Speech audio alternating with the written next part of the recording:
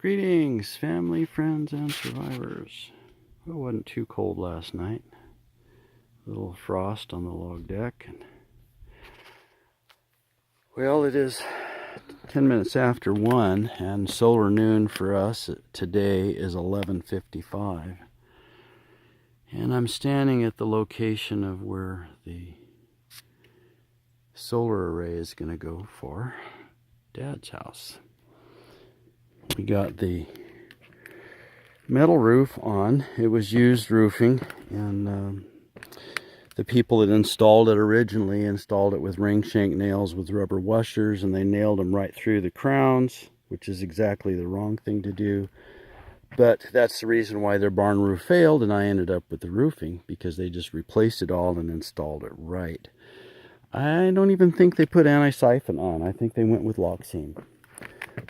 That roof is Antisiphon. That's all is in our budget. But we did this because we had the roofing, and it's got rollout underneath, and the wind tears at it. We get up to 80-mile-an-hour gusts right here, and it tears the rollout off the roof. Has a few times, and then wind has blown it back up into this transition.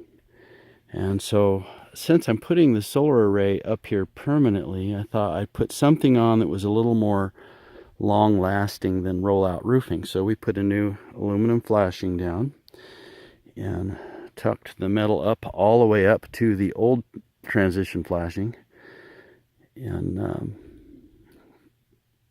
got that gap because the roll-out flashing is on top of the ridges of the metal. So I put some spray foam in there, and I had the can that you use upright. Well, you can't use it upright, and the cans that are inverted are really expensive. So we used an upright can, and I just added about an 18-inch plastic tube so I could get the angle to squirt it up in there. And that was a little challenging on my neck, but it's done. And that's expanding in there, and now wind can't blow water under there. And when you have snow sitting here and water coming off the roof, most of the country knows what snow and ice bridging is, and that's what we would have here. Snow would sit here, water above it, it'd go up underneath there. Well, it can't now. So that part's done, so we can get the solar array mounted. I've got 900 watts are going to sit right here. And right where you see the sun now, 1 o'clock, I'm going to call that my solar noon. That's 10 degrees west of true south.